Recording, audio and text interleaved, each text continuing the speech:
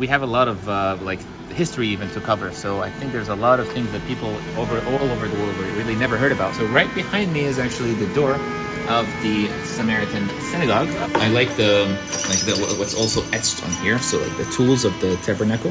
I love the smell of this. It's just amazing. Usually do the Passover on the 14th day of the first month. People will be around here chatting and talking, families meeting together. Do you like to get the blessings from like one blessing? I would love to, yeah. My grandfather's family was one of the first families to build a house here. This area you see in front of you is where we actually do the Passover ceremony. One of the things that Samaritans are known for in the Holy Land is actually the Passover ceremony. It actually is an oven that can hold up to 4 sheep at once. This is celebrating the exit of Egypt, finishing the slavery from Pharaoh. Is that something as well within the Samaritan community? Like you must marry within your community, Samaritan to Samaritan? Can you convert into Samaritan? What are your thoughts on the Israeli-Palestinian conflict? How do you feel about it? How has it affected you personally, or your family, or your people? Assalamu alaikum, my friends, and welcome back to the Holy Land. We are in a very special place today with some very special people. First of all, Musa, my good friend Moshe. How you doing, buddy? Welcome to another adventure. I'm also joined by a new friend of mine, Abood. Hello there. We've been speaking for the last month or so trying to plan this adventure. Finally. Can you tell my viewers, where are we and what are we about to embark on? What kind of adventure are we about to go on? For sure. So today we're going to explore the neighborhood of the Samaritan community and what's surrounding it. So we have, for example, we have the synagogue, we have the museum, we even have the archaeological site. We have a lot of history even to cover. So I think there's a lot of things that people all over the world really never heard about. You're actually in the Samaritan neighborhood, which was started about 40 years ago. We used to live in Nablus. And because the number of the Samaritan community started to grow, we decided to move to live together on top of this mountain here. It's easier to expand. We got help from the Jordanian king also to come here. So there's so much history here, man. I can't wait to share it with you. I'm so excited as well. And who are you, Abood? Like, are you a Samaritan? Are you Israeli? Are you Palestinian? What are you? So basically, I'm all of these. Because I'm a Samaritan, I'm Palestinian, and I'm Israeli. But at the same time, we feel like we're very native to this land as Samaritans. We kind of we believe that we came before even this identity of being an Israeli or being a Palestinian, because there's even distinguishing between Israelis and Israelites. So we believe we came here 3,652 years ago. That's our calendar. We believe that the Israelites came here and they built the tabernacle on top of Mount Gerizim. In the Jewish story, it was built in Jerusalem, kind of around 500 years after. So it was built actually before Jerusalem was built in Shiloh, which is about 40 kilometers away. The tabernacle is the Beit HaMikdash, like the biggest temple? Exactly, but we don't believe that there was a temple, like a big temple or a Buddhist temple. We believe there was just a tabernacle where we see the instructions of the Torah written there. You see? Basically, the instructions to build it were mentioned in the Torah. It's exciting. Definitely. So we believe that we actually never left the Holy Land for about 3,600 years. And we believe that the mountain of Mount Gerizim is actually the place where God basically chose. And I focus here on the word chose because that's one of the differences between the Samaritan Torah and the Jewish Torah. If you don't know, there's actually something called the Samaritan Pentateuch. There's the Masoretic text, and there's the Samaritan Pentateuch, there's the Dead Sea Scrolls. So I'm going to tell you all about that. It's really interesting. So right behind me is actually the door of the Samaritan Synagogue, and I've been doing tours for a pretty long time now, so I get access to the keys easily, lucky for us. Is this usually a pretty secretive or closed off place to outsiders? Like you wouldn't usually be able to just walk on in? Yeah, it's usually closed. Because we don't open it on normal days. Okay. It's only open on Saturdays. On Saturdays? Only okay. on Shabbat and festivals. So if the festival comes on Tuesday, Wednesday, or something like that, it's open. During the prayer only. I will also leave Abood's information down below in the description. If you guys want to take a tour with him, you want to follow him on Instagram. He makes content as well. He's got his own podcast. Lots of exciting stuff. All of it will be down below in the description. So, are we going into the synagogue? Or yeah. We're going to grab the keys from amazing. that store. By the way, the store over here, also pretty famous in Nablus. There's we have that one and you have that one. You can guess what does that place sell? The Good Samaritan. Yeah, there's a lot of alcohol here. So yeah, let me grab the keys real quick. Would you like to try falafel? Falafel? Yeah, for sure. Samaritan falafel. Oh, nice. Very rich and green. Love it. Samaritan falafel. Here, easy. Thank you. Wow, it's very good. Yeah? Really good? Very good. Yeah? Wow. That's fantastic falafel. There's no alcohol ban in your religion? Like, you guys can drink alcohol freely? As long as you don't drink that much, because there's a commandment in the Torah that you shall not hurt yourself. That you should keep, take care of yourself. But also there's another one that says that you shall not drink alcohol before prayer. As long as you follow these, you can drink. We even have Samaritan Arak. This is a logo I made for them. I'm not a professional editor, but this is basically Mount Gerizim, Mount Ebal, kind of like symbolic for that. And then it says here Luza, which means like one other name for our village. Okay, Luza. Which was mentioned in the Torah. So, when Moses went to Mount Sinai, he was asked by God to remove his shoes because God told him, remove your shoes because you're on holy ground. And this is something we do in the synagogue. We believe it's all holy ground inside, and on top of that, we pray kind of like on the ground, kind of bowing down, almost like the Muslims do. Kind of a little bit different, but same idea. So we have to remove our shoes. So, turn on the lights. Whoa, this is so interesting. So it's almost like a mix between a mosque. Yeah. It's like a mosque and a synagogue together. There's fusion here. Chairs you see are for the people who are older and who might have back problems. But we all pray on the ground. Wow, this is so cool. And are there more of these in the town? There's only one that was built about 6 years ago. And what about in the rest of Israel or in the rest of the world? Are there other? There has been discovered some in Israel that are like 2,000 years old. And the way this used to be a Samaritan synagogue there's different things. The one way is the direction of this corner, because this is where the cantor prays, and this is where the high priest prays. The direction of this corner is towards Mount Gerizim. If you're like on the west, you have to go towards Mount Gerizim, wherever you are. Another thing also is the Samaritan Hebrew, or ancient Hebrew. There has been many synagogues that were found around Israel. I don't know the number, but there's still being discovered that have Samaritan Hebrew written or etched on them. Samaritan mezuzah. You know what a mezuzah is? Of course, right? I know what a mezuzah is, but I gotta ask about the Samaritan Hebrew. This is something that one of my first questions. So looks like, and this is Samaritan Hebrew. It's not Aramaic, right? So there's this argument about this. Some people say that Aramaic is before ancient Hebrew. Some people say that ancient Hebrew is from the tree of Aramaic. I think it's kind of boils down to like how languages develop in a sense. So languages just kind of develop to be kind of easier. Like for example, you see this one that looks like. What do you think this looks like? Like fingers? 3 fingers. Okay, it looks like 3. I can see that. That looks like 3 fingers. Yeah. So this is yud, which means hand, right? Okay. So yad in Hebrew means hand, and we draw it as a way to kind of symbolize the hand. This is how basically Hebrew used to be written. Today, the Hebrew used in Israel is actually Assyrian Hebrew, which is a kind of like a later version of Hebrew. This is known as Ancient Hebrew, Paleo Hebrew, which means also Ancient Hebrew in Greek. So this is Ein. You see, it looks like an eye, like a symbol for the eye. Wow, that's fascinating. Shin. What does Shinai mean? Shin. Teeth. Yeah. And it's also a symbol for teeth.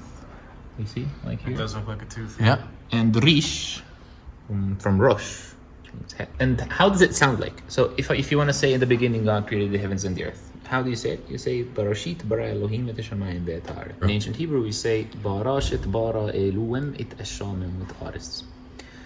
So that's how it sounds like. Some people say it sounds like Yemenite Hebrew or something like this. I'm not sure. I did hear Yemenite Hebrew. Yeah, it sounds very Arabic in dialect. I don't know. Like my grandparents are from Iraqi descent, so they have like a Jewish Iraqi dialect.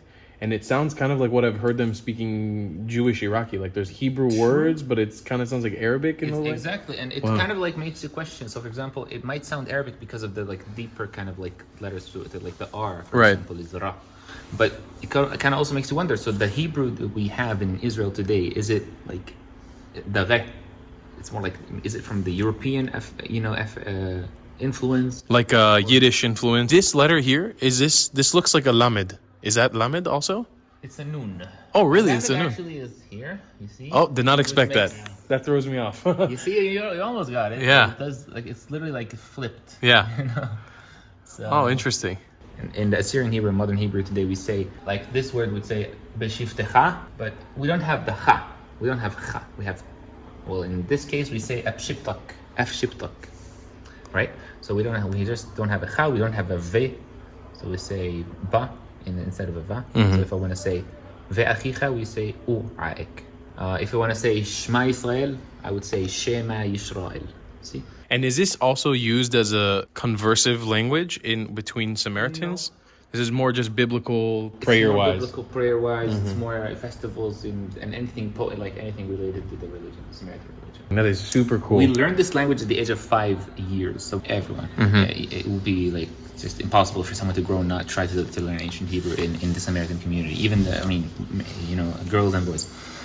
We have a separate class at about 5 p.m. that opens for basically children to come to. So after school, they start learning ancient Hebrew word by word, then learning, like the Torah, like reading the Torah. So by the age of about 9, you would probably do the bar mitzvah, So, and then by the age of 13, you will be able to go to the kind of like a more expert class, if you want to say, like the more advanced class of like learning the Torah and the history and the traditions and even poems. We have over 10,000 different poems that we've kept from our ancestors. Wow. That we also kept the melodies for them. Over 1,000 melodies that you can apply for on those poems. Now, lucky for you guys, I can enter this area. Do you see these stairs right here? This is kind of like today's equivalent of the tabernacle. Okay. Because even though we do not have a tabernacle, we believe it was just like the Samaritan belief goes that God hid it because of sins and all these things that happened in the Israelites. So this is like the equivalent of basically remembering this commandment of the tabernacle. So this is the parochet, and this is basically the holy, like we call it the holy, HaKodesh. Behind the parochet, or the curtain, is where the holy of holies is also mentioned in the Torah is found. The people who used to be allowed to enter the holies are only the Levites. And we believe that, for example, we are from 2 tribes, the tribe of Levi, or the 2 sons of Joseph, Ephraim and Menashe. So because I'm from Cohen family, I'm considered from the Levites, I can enter here. And I can be even a chazan one day, and even be a high priest one day. Because you're from the Cohen family. Cohen family. But I can specifically be a high priest because I live here on this mountain. So if you want to be a high priest one day, you have to be living on this mountain. You have to be the oldest in the Cohen family. And then, you just have to be from the Cohen family. So maybe you guys come back in, 50 years or something. And you're going to be the high priest. So your full name is Abood Cohen. Yes. And within your family, like, is this Cohen considered the same Cohen within Judaism according to your beliefs, like according to Samaritan beliefs? According to our beliefs, yes, there's connection because the Samaritans, we believe we come from half the tribe of Levi. There's another half that went to the south to the kingdom of Judah. So the kingdom of Judah is where the tribe of Judah went, tribe of Judah, tribe of Benjamin, and half of Levi. So basically there was the kingdom of Israel in the north and the kingdom of Judah in the south. After a few years, the kingdom of Israel was named the kingdom of Samaria.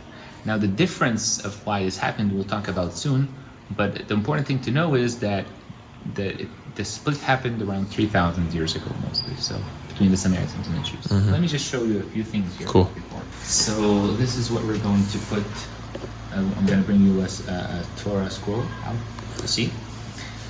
We believe we have the oldest Torah scroll in the world, and we keep it actually here. We keep it in under a lot of security. A camera in here, and one of the reasons why is we have a big eye over it is because some people, they kind of had this idea to steal it about 50 years ago, and lucky for us they couldn't break into the safe, but they stole 2 other scrolls. One is 400 years old, one is up to 700 years old, to sell for auctions, and it's kept in this safe, and no one knows who has the keys. I mean, some people know, of course, from the council of the community, but there are 3 separate keys. And we only bring it out of the case 3 times a year, so it's like the festivals of the Passover, Shavuot, 7 weeks, and Sukkot. Samaritans, I think, kind of like the Jewish people, we treat the Torah almost like a person. So you would, for example, kiss the Torah, or like take the blessing from Torah like this, and even take photos. We even literally take photos of like the Torah's Misha scroll. We would take photos of this one specifically. Wow. I love the cover. Like the cover. I chose this one for y'all because I really love the cover of it. It's just, I don't know if this is real gold plated, but I like what's also etched on here. So like the tools of the tabernacle. We have the menorah, the high priest robe. The high priest would communicate with God between those two wings. And that's also in ancient Hebrew, right? Yes. And other than that, we have some etched here blessings and other things from the Torah. Now, is this similar to what the oldest Torah in the world looks like? Like this is a similar design, or that one is like... It's a similar design. Similar design? It's a smaller one. And it's written on a deer skin. We believe the one who wrote the oldest Torah scroll is actually the third high priest. He used to be the third high priest in the Holy Land. So that's Abishai. He was the son of Pinchas, the son of Eleazar, the son of Aaron, who was the brother of Moses. So that makes it almost 3,500 years. Wow. People would argue like, but how could it survive? Dissipating. It makes sense because paper doesn't really, and even deerskin doesn't survive that much. But we do believe that anytime there was any paper that had any problems or anything like that, we just replaced it. It's just that simple. The important thing is that the text didn't change, and the value of it comes also from the history of like the word Shomrim, Samaritans. It literally means keepers. Keepers, right? So we have to kind of keep the traditions, keep the Torah scrolls. That's why one of the days that it got stolen from us, the two scrolls, it was one of the worst days of any Samaritan. How long ago did that happen? Like 1970, something Wow. like this. And then this is, how old is this one? This one is less than 100, probably less than 100 years, something like that, like something. Still like old though, still very fascinating. Wow. The older ones are inside, but like there's older ones that are really in the safe. This one is, of course, we do not read from this. We never read from this. We just the cantor holds it and then lifts it up right, left, so that the people around him can see it, get the blessings from it. But we do read from these. Like for example, we have this book right here, the prayer book. And this is usually for Shabbat. You can see like the poems and melodies. And we have, of course, the Torah scrolls that is computer text even. This is computer. This is digital Samaritan You can Hebrew. literally download the font and use it. Have you had a chance to like go to any sort of synagogue with Jews or see what like a Shabbat prayer or synagogue practices like with Jewish people in I think Israel? I did, but like it was a really short one. Have you seen any similarities between how we pray? I've been in a kiddush. My first kiddush ever was actually in England. I was amazed at like the song of like Shalom Aleichem. Yeah. We don't have that, and the first time ever I heard it in my life was like in England.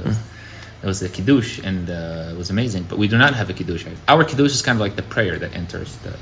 There's a whole 1 hour prayer inside here, where people go around not go around, but sit in a circle for like 20 minutes reading specific poems about Shabbat and about commandments, certain commandments.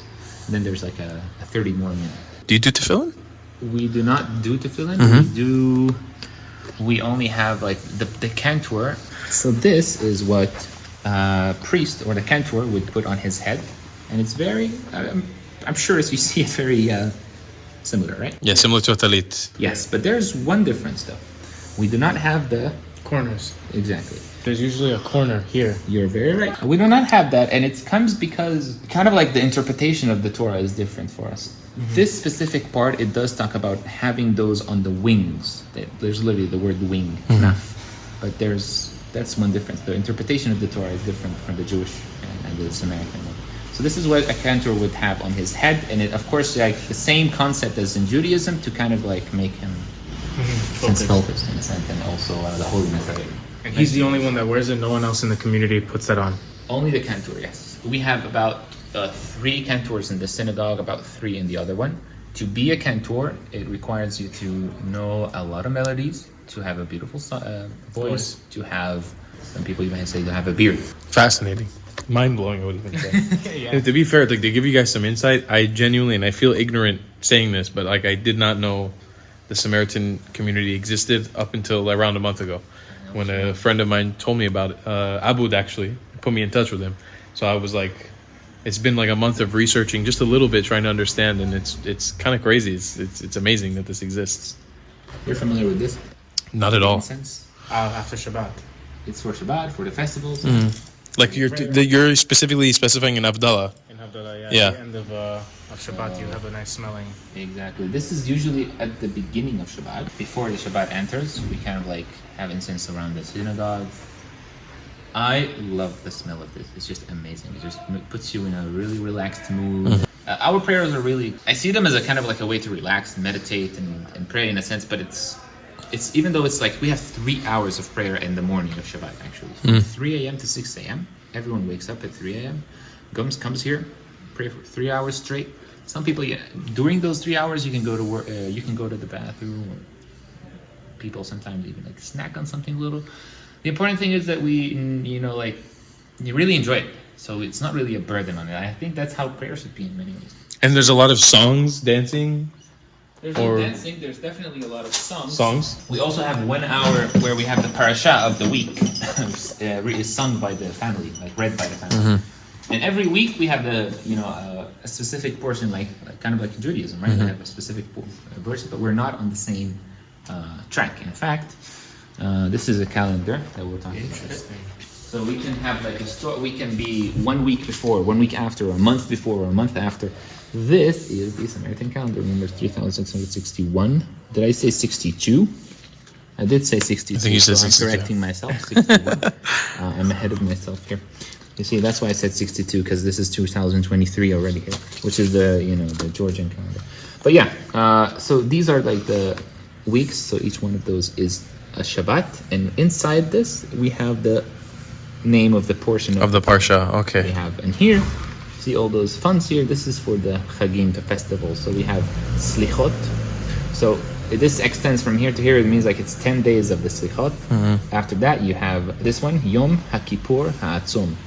It's really the big fasting day, Yom Kippur. And then we have those 7 days where we do the Sukkot festival. What about Rosh Hashanah? When's your New Year? The New Year usually falls mostly in the beginning of April, because Wow, in the beginning of April. yeah, why? Wow. I mean, isn't that the same as in Judaism? Well, no, Rosh Hashanah for us. Rosh Hashanah for us is the New Year, right? It's the New Year for us, yeah. It happens September I 25th. see. Or unless I'm getting something confused. I'll let you know something. So Okay. For example, not let you know, but ask you this. So when does the Passover ceremony, the Passover day, like Pesach? Usually in April. Usually in April. Usually Yeah. April. But on the 14th day of January. I mean, not January, the first month. So like there's literally a passage that says that you shall do the Passover. I mean, I'm paraphrasing, but you shall do the Passover on the 14th day of the first month. See? So when you count 14 days of the first month, you do the Pesach. That's why when you said Rosh Hashanah, I think you might have meant the 7th month, because Rosh means head. Right. And it's almost like the middle of the day, of the year, in a sense. You see what I mean? That's how Oh, I see. Like you're saying Rosh, like in the peak of the year. I got you. Okay. So we have Rosh Hashanah, we have the Shana Chadashah, the New Year. So that's usually in April. We still have this pretty old clock, and the priest used to kind of like come before Shabbat begins. I pray here.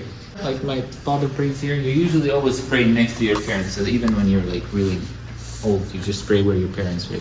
My grandfather prayed here. Now he's the high priest, so he prays over there. And then my father replaced him. Now I pray here. I remember the priest who used to be here. He passed away like 2 months ago, but he used to come and like climb this here. And I might even remember where he hid the keys. Something like, swear to God, I wasn't sure about that. It just stuck in my memory. And he would go and, you see, put it here and then like hear the sound. Real nostalgic. Because, this is Shabbat qualified. So Shabbat wise, do you guys also not use electronics, or same idea as in Judaism of like not using electricity, or? It's roughly the same idea, but we have like, so for example, we don't have hot food. So we cannot use a hot stove or hot stone to heat up our food.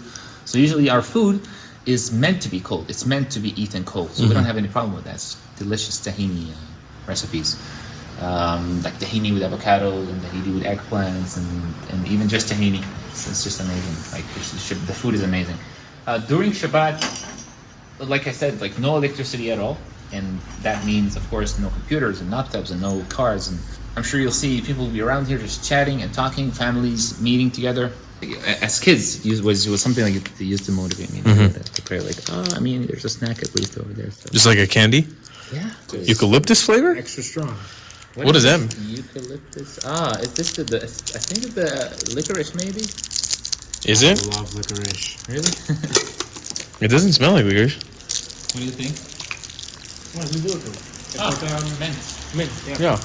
Well, Tastes pretty good.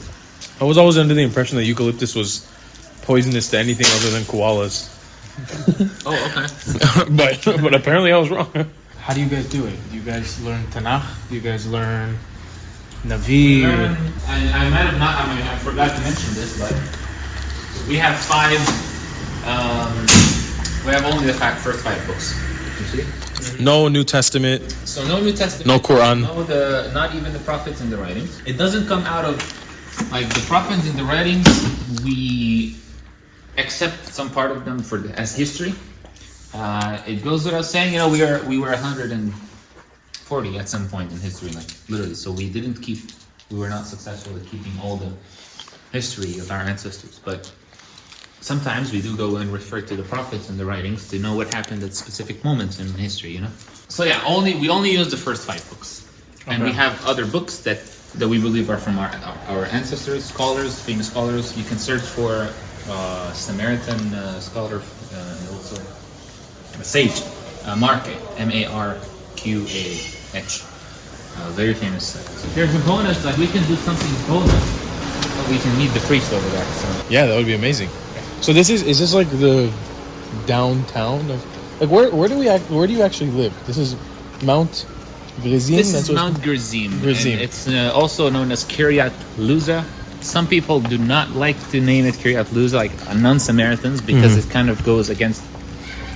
I mean, the Jerusalem being the place where Jacob, came, because Jacob comes to a mountain, as we believe, and he sleeps on one of the rocks, and he has this dream of angels falling up and down from the ladder on him. And then he wakes up from the dream, and it was like, whoa. So he said, "Inzeki bet Elul," which means this must be the house of God. Uzeshat Ashon, this must be the gates of heaven. The high priest. Do you like to get the blessings from one blessing? I would love to, yeah. He has been the high priest for about 10 years. The mezuzah we have, like the Shema Yisrael. At some point, maybe the Jewish people used to do it like this, but they can switch over to this smaller one. Yeah. Almost, I believe, correct me if I'm wrong, to kind of like at some point they had to hide their identity, right? The safety. My grandfather's family was one of the first families to build a house here on the mountain. So there was actually a village on the top of the mountain. Right at the archaeological site, where 10,000 Samaritans lived. That was about 2,000 years ago. It was one of the most interesting days of my life. You literally had like visitors from all over the world, and you get to also hear the stories of those people and about their culture, and then hear about your culture. And during those days, I had some days where we had literally like 0 tourists, so I would use that to kind of learn new things, learn about the community's history also, and it's just like amazing days. So I still work here actually, but like not officially. I just bring tourists. To here. So is this like an archive of Samaritan history, or is it an active place of practice? What exactly is the museum? This place is like basically contains some photos, some archaeological things that we successfully got.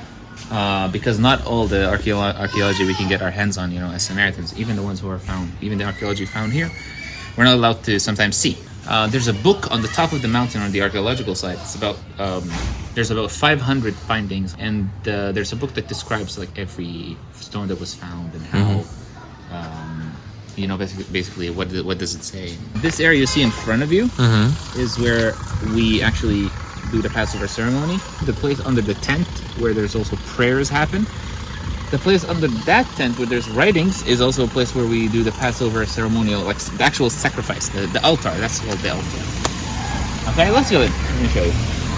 One of the things that Samaritans are known for in the Holy Land is actually the Passover ceremony. A lot of people today do not know that there used to be a Passover ceremony, which was a commandment for the Israelites. It was written in the Torah. It was a commandment for the Israelites to sacrifice a sheep or a cow or something. Like every extended family has to bring 1 or 2 sheep, and then they have to sacrifice it, and then they have to cook it in a specific way. All those instructions are found in the Torah. There was the destruction of the second temple, and the Jewish belief there's no sacrifice to be made unless there's a temple. Now in the Samaritan story, that's also true, excluding the Passover ceremony. because we believe that this commandment was given before Mount Sinai. That's one of the reasons it was given before Mount Sinai. The second one is because there's a verse that says that it was given to all of the children of Israel, that all the children of Israel shall do it. Kol kahal bnei Israel. So that means not only the Levites, because only the Levites used to be allowed to do to enter the tabernacle. So on this day, we come to this place. The Samaritans in Tel Aviv also come here. So we're 850 today in the world. So 400 here, 400 there, something like that. We all gather here. We all wear white. Priests wear also specific colors like purple, green. So that like the older priests wear. It's like a sign of happiness and a clean soul and unity. And then the chantings will be everywhere. And then we wait very eagerly for the high priest to come down the stairs over there. That happens when the sun is just about to set, because that's what the Torah also tells you. Ben Harbaim, between the sunset, basically. So the high priest goes up on special stairs that would be set for him up there, and then he would read a specific Torah where the sacrifice happens here. He starts reading this specific portion that talks about the Passover ceremony. And he reaches the one specific word that talks about and they shall slaughter the lambs between the sunset. Then the slaughtering of the lamb happens here. I mean, each family gets about one sheep, so it's like 40 sheep. There has to be specific rules for it to be kosher. Our kosher is very similar to Judaism. There's slight differences in what verses we read and what direction we have the sacrifice. It has to be towards Mount Gerizim. There's also a very important thing that the Passover ceremony is distinguished from, is that we have to be careful not to break any bone inside the sheep. It says that you shall not break any bone inside the sheep. So it has to be a whole sheep, so we're not allowed to break it into parts. So we put it in a long stick, kind of looks like a gigantic barbecue. But we do not roll the sheep to cook it. That's not how we cook it. Here is actually an oven that can hold up to 4 whole sheep at once. That's an oven, all right. Look at that. Right. Wow. And of course, we only use it once a year, so you don't expect it to be that clean. We start heating it up at about 4 p.m. And then about 9 p.m., we come with the sheep, basically on the sticks. We gather around, we make sure everyone is finished. During all that time, the chantings and the melodies never stop. So it's a whole spectacle unfolding, if you want to call it. And at some point, at 9 p.m., everyone is looking and everyone's saying, okay, everyone's ready. We bring them down. The sheep, we're very careful not to burn the meat. So what do? We have to turn the fire off. So the thing that cooks the sheep is the coal. And in order to do that, we have mud and water covering all of them. So we completely cover the holes. Now it's the waiting game. We wait for 3 hours, from 9 p.m. until 12. And then at 12 at midnight, we come here and then we do a huge celebration. Beautiful chantings. It's just really the celebration of the independence. This is celebrating the exit of Egypt, finishing the slavery from Pharaoh. When you do this as a Samaritan, you grow up really actually kind of believing this, and when you feel like you're really celebrating that, it's an amazing feeling. So you celebrate not only for the Israelites, but you celebrate freedom for all over the world in a sense, from slavery. So this event is watched by a good amount of tourists. Actually, they go all over the roofs. We even have special bleachers over there for them. Oh, really? It's like a tourist event. It's a very tourist Wow, that's so cool. In many ways, it's not easy to watch if you're not used to. We do it every year. So for me still, I love animals, and it's not easy for me too, but I also accept that, it's part of us that we have to eat meat in a sense. But the way that we treat the sheep is really spiritual in a way. It's not really kind of commercializing it or something like that. So unfortunately, some people came about 5 years ago from the animal rights, and they made this whole report about us. And it's really sad because, McDonald's and KFC, what happened to them? You can go and make a report on them. But anyways, it was okay. Do you guys divide the sexes like we do in Judaism or in Islam, where men and women cannot pray in the same place? So men and women basically do pray together, but only during the festivals. Okay. The women come to the synagogue after the men started praying. They come after an hour, and they come to take the blessings from the Abisha scroll that we talked about. But normal Shabbat, on Shabbat days, on normal days where prayers, they do not pray next to men or women. It comes from more of a sense of there's no rule in the Torah that says that, because there's no rule that says you shall pray. There's no prayer thing. There's no way to. In the 5 books, prayer was not mentioned. You can pray any way you want. I think at some point we were perhaps influenced also by the Islamic culture in some ways. We lived in Nablus, so I might be wrong. It's not necessarily Islamic influence, but I do know that like the women do not pray next to men. But there's nothing that in the Torah that says they should. And usually women pray at home, like they'll just pray at home on Shabbat. And if a woman wants to come to the synagogue and pray, there's nothing that tells her no. Women do come. If they wanna do a special prayer, do a special, they come. It's just not a common practice. Yeah. I got you. I want to ask you a few more questions. You know, obviously, me and Moshe, like being Jewish, and we're somewhat spiritual and practicing in our religion. Like, we're not the most religious people ever, but it's super exciting to see, you know, this side of stuff because it's almost like, you know, seeing a new branch of Judaism or a new branch of the same or a similar religion that we've never known about. In Judaism, there's a very big point on intermarrying within the faith and continuing the Jewish gene pool, quote unquote, and continuing the faith. Is that something as well within the Samaritan community? Like you must marry within your community, Samaritans to Samaritan. Can you convert into Samaritan? So we do try to marry inside the community, and this comes specifically because we want to keep the traditions alive. You know, that's one thing. We want to raise the new generation to be Samaritans, so we don't die out as a community with all those traditions. However, you just have to take into account that you are not considered a Samaritan from the mother's side. See, if your mother is not Samaritan, and your father is Samaritan, you're considered Samaritan. Like it's paternal. Oh, it goes according to the father. Exactly. Ah. I think they say paternal, right? Paternal, yeah. So that's one thing. It's almost like Abraham and Isaac and Jacob, you see? Yeah. It goes like this.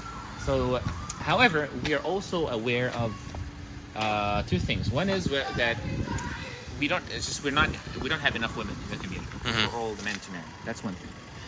On top of that, you might not like the women that you know, if you kind of like go head to head with the numbers, you might not like the women, right?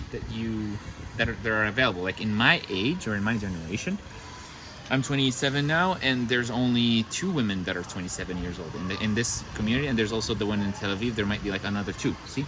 So I wanted to say that we can marry, and that happened like a long time ago. But 20 years ago specifically, we started marrying from Europe. That's something that was new for us. We married from Ukraine. So it's something like 10 to 15 women from Ukraine. Also from Israeli women, like who are actually Jewish. Something like 15 to 20 women who are Jewish. But they come to the community. They start practicing the Samaritan, religion. They start learning how to keep Shabbat, how to keep, all those commandments that we have to keep, the kosher and all the, how to raise her child, also to learn the rules and the commandments. And now we're doing very good.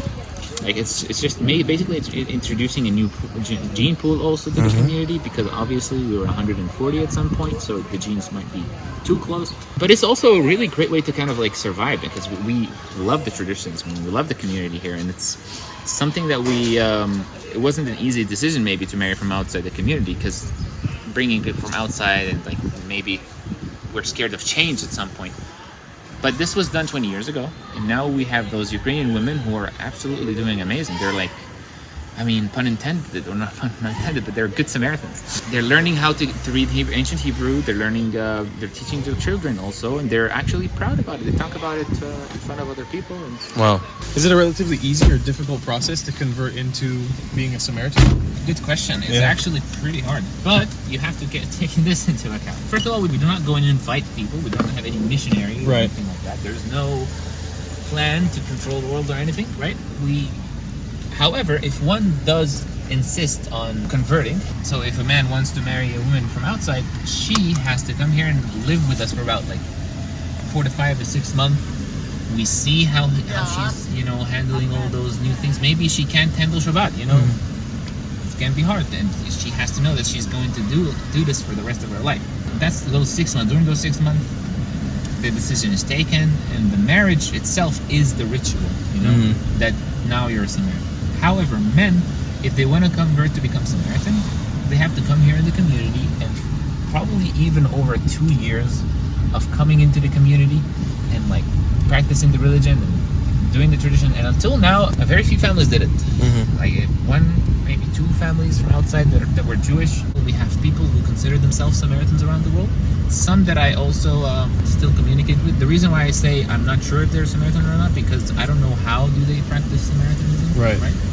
But something like 10,000 to 20,000 people probably found out about us on the internet, and they decided, I want to practice Samaritan. We just arrived at the Tahini Factory. You hear that? Tahini Factory. Who loves tahini? I do, ladies and gentlemen. I do too.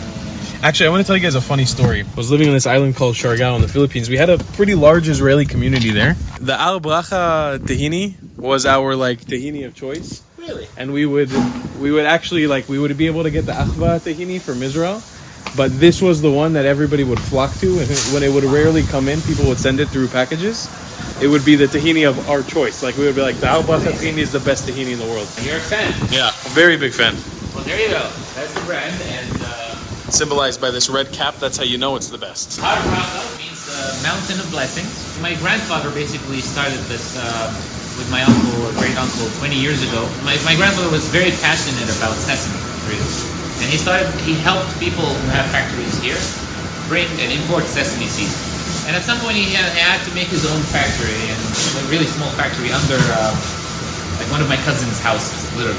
Slowly the name picked up, and now today in Israel, if you go to anywhere in Israel, you can ask, hey, Har Bracha Tahini, they'll say yes, but they don't know about Samaritans. So the brand is much more famous than the community itself. It's interesting. That's how it was for me as well. I knew about the tahini for years before I knew about the Samaritans. The smell is so strong. It smells so good in here. Oh my God. Let's go where this all starts. It all starts from here. Every single grain of sesame is going to travel until it's actually crushed. This is where the name tahini comes from, right? It's crushed. We bring the sesame from Ethiopia, bring it here in this huge tank for about 4 to 6 hours of submerging it with water. This is after it's been washed with water. This is being prepared for peeling. We have to peel the sesame seed. If you crush it while with the peel, it will have more cholesterol. Taste is also affected. The sesame is being rotated very fast with a little bit of salt so that the peel can basically disintegrate. We can differentiate between the sesame peel and the sesame itself. So the sesame peel goes up, the sesame goes down because of the weight difference. We remove the peel, and then the sesame goes up here, into here, almost ready to be cooked, but we have to wash it again. Basically, it makes the salt less. This is being cooked right now. So about 3 hours of cooking. So we have to cook it evenly. Notice inside there's a spiral. Moves around, and there's also a spiral inside here. Takes the sesame all the way up. This machine, which also filters the sesame seed. This is cleaning it from the things that we don't eat, So another machine that kind of cleans the sesame seed again. You see the shaker. This is sesame that is actually ready to be eaten. I love it. The tahini goes down here. This is the first crushing process. And this is where all the magic happens. Basically, the end process. Of course, we have this part where, it's automatic packaging. Samaritan Tahini, pure sesame, 100%. We even have a brand for outside. Cheers, brother. Cheers. Thanks so much for showing us around. Oh my God, it's so good. So I love the history over here, and it's just it gets passed down from generation to generation. One of the reasons why we do a Passover ceremony, obviously, the Torah also tells you that when your son asks why you do it, because at some point they have to ask, you will tell them the story, and then they will tell their children, and it goes down. If we go and talk about what we believe happened 3,000 years ago with Samaritans, what's the story of where do we believe we came from? First, I'm going to tell you where do the Jewish people believe we come from, or especially in the Orthodox world. So it is said that there's a story that when the Assyrians, this basically did happen, that Assyrians came and conquered the land, and they even came to this land over here, the north, and they conquered it. And there was something that when nations wanted to control an area and they wanted to weaken the people, instead of doing a huge massacre or anything, if they want to control the people, they would go and take the higher class or the higher status people, there's lower, mid, and higher, right? So it's the government and the high priest. They would take them and they would exile them, right? So it is believed that the Assyrians did this to the Samaritans who lived here. Not in this specific one. There's different arguments, but it's known to be in the north, Samaria. In the north. Okay. So those 27,000 people were exiled, I think, to Iraq, okay? But the important thing is, who were they replaced with? First of all, they were replaced with other people because, again, this is known to be in the ancient world that they don't want to leave the land empty. They also didn't have their own people to come to conquer it. So what they bring is they brought people from Iraq, specifically from a city called Kuta. When they came here, they were still attacked by some lions, right? Now, when they were attacked by lions, there's a famous thing in the Orthodox world, in the Jewish world, that they talk about Samaritans being Garye Ariot. Garye means it is connected to kind of like they just didn't want, of course, they just want to survive in the land. And one of the things that ancient nations used to do is they want to pray for the god of the land. If there's people praying for this god in this land, I want to learn how to do it. So they believe that the Samaritans, who basically were from Iraq, they came and they went to the king, they asked him to learn about about the Judaism in a sense. And at some point they came up with their own version of the Torah that talks about Mount Gerizim instead of Jerusalem, right? So again, I might have not explained the story like 100%, but you get the summary, right? The high priest and also Joshua, we believe Joshua ben Nun, he came to Mount Gerizim and he built the tabernacle on top of Mount Gerizim. For the first 450 years, everything was going fine. Until some point, the high priesthood was going to a person called Uzi.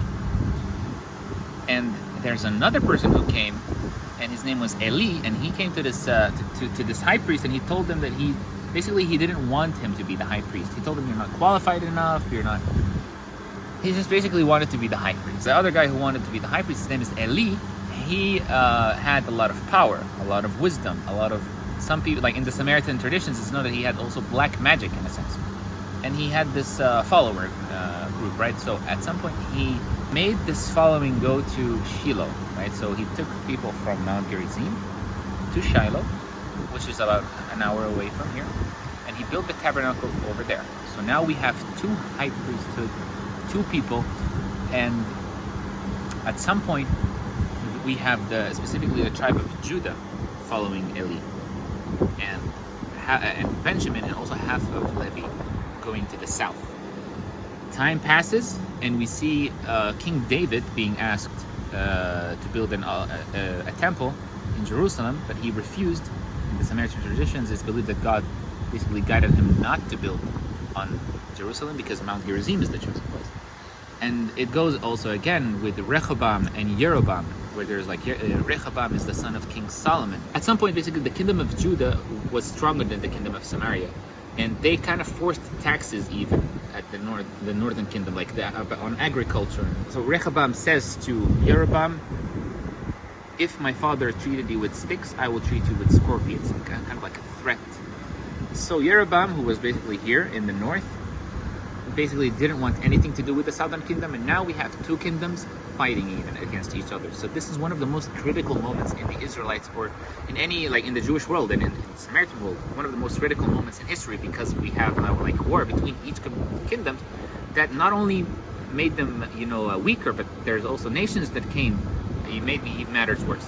So this would be like a civil war, like a fight between brothers. Like there was it's exactly like this. And in your book, it's not considered Judaism yet. It's a fight between the Israelites, between the Israelite tribes. Exactly like this, because the Jewish people are actually considered our cousins. They're from Judah. What's also sad is that after the split of the Samaria and Judah, the number of the Samaritans is believed to be about 1.5 million. It's a crazy number to think about because we're now barely 1,000. So from 1.5 million, during those 3,000 years that passed, a lot of massacres happened in the Holy Land. The Samaritans did, for example, 3 big revolts against the Byzantines. It was led by a Samaritan leader. His name was Baba Rava, one of the most respected leaders in the Samaritan community. And he led the first 2 very successful revolts against the Byzantines. The Byzantines kind of like had it, and I believe they got help from the Romans and just completely wiped out the Samaritan population. Over 1/3 of the Samaritan population got massacred by the Byzantines. And then other things happened, conversions to other religions, exiles. And 100 years ago, it was like up to 140 Samaritans. And we don't know if there's any around the world. We didn't know at that time.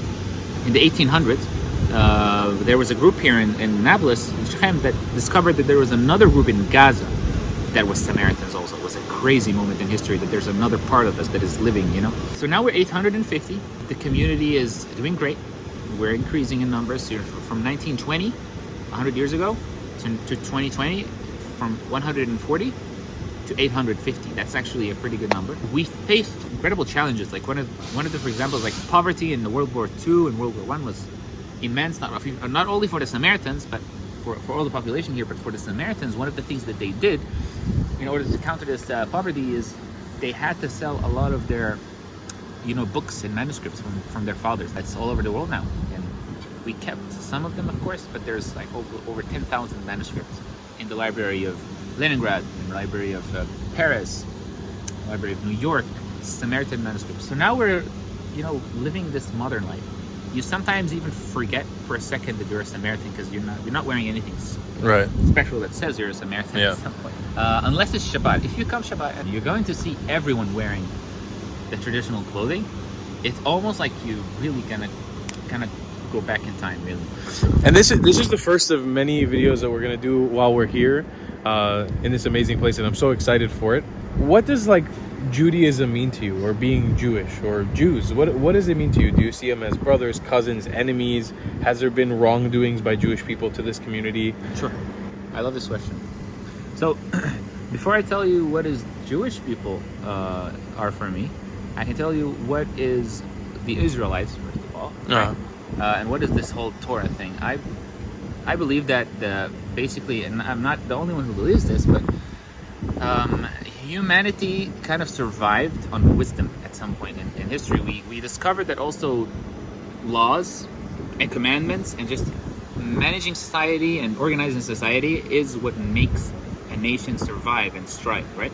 And the Torah came with these laws and these traditions to kind of make people follow a specific route so that there's no chaos around, right? Of course, these laws change. Even the Torah says that these laws even change. But I believe that the Torah is this. And, the Jewish people today, they're known to be one of the, basically there's hundreds of Nobel Prizes that goes to the Jewish people. And I'm not saying because it's Jewish or not. I just wanted to point out this specific point, that there's this sense of a huge sense of family feeling. You know what I mean? I think that's really strong in the Jewish world because they share the same background of story, and they have the same book. Everyone knows those stories, and everyone kind of grows up on reading those stories. So the Jewish people for me are, first of all, they're our cousins. They're very close to us, and second of all, they share also our love to the Torah. And the Torah for us, there's this famous verse that says that not only on bread does a man live, but on every word that comes up from God's mouth. Now, that doesn't only mean that it's only the Torah. It's any kind of wisdom. So I believe that we share something beautiful here. We share the love for this land. We share the love for the Torah. We share the love for the history. And as a Samaritan community, the Jewish people, some people think that just because we had this argument, big war between us, that we have some hate that's still happening. It's actually not the case at all. We love the Jewish people. We don't have any reason today to hate anyone. But specifically the Jewish people, because we believe that they come from the tribe of Judah, and we come from the tribe of Levi, and there's this sense of brotherhood. And Jewish people are generally welcome in Mount Gerizim, and Jewish people are tour here, they explore here. One thing that many people immediately notice, oh wait, am I in an Israeli area or am I in a Palestinian area? Right. The answer is you're in both. You're in A and C at the same time. It's fascinating because being up here, you're seeing Nablus, which is one of the largest cities in the Palestinian territories. You'll see Israeli license plates, you'll see Palestinian license plates, and then there's a synagogue here that belongs to the Samaritans that looks like a mosque and a synagogue at the same time, has a Torah in it. Yeah. It's fascinating. And my name is Abood Cohen. Right, that was one of the biggest things I wanted to talk about. Your name is... I remember the first time that my friend Joseph sent me your name, I was like, Abood Cohen. Abood is a very traditionally Arabic Muslim name, right? And then Cohen is one of the highest one of the status. most famous. It's a Jewish name. Right. So I was, and that is a common occurrence in the Samaritan community, having like a dual sort of It is a background common name. occurrence because the first language, like the mother tongue language here, is Arabic. Arabic. So if you grow up living on Mount Gerizim, it's Arabic. If you grow up living in Tel Aviv, it's Hebrew. The newer generation today is actually naming their babies not necessarily like Arabic names. They're going to, like, I think we have Alexandra now. Okay. Woman name, girl name. So it's beginning, but we still have those, and this comes really because we are living in both worlds. It's crazy when I tell you about this, Tal, but we can like be in Nablus, and then like 20 minutes we will be in Ariel, and it's completely different. Not completely, but there's a huge difference in culture and language. And What are your thoughts on the Israeli-Palestinian conflict? How do you feel about it? How has it affected you personally, or your family, or your people? first of all, we've been living here, we believe, for 3,600 years. Okay. So we're right in the middle. You can see it literally. Like, here's Nablus, Shem, and then you have another settlement like close to us, Har Bracha, super close to us. So both are here. We're living in the middle. And when the war happened, like for example, when the first Intifada happened, it was actually one of the reasons why we wanted to move out from Nablus, because we felt like we're being crushed by this conflict because we're right in the middle. We want to care for both people. We can't, take any side. It's impossible for us. We're a very small minority. We're vulnerable in many ways, and we might be even misunderstood. So many Palestinians and many Israelis do not even know what Samaritans are. But what really bothers me is that why did we even have to get into this situation in the first place? Is it fight over land? Is it fight over resources? It's really hard to see the sun, the light at the end of the tunnel. It's probably there.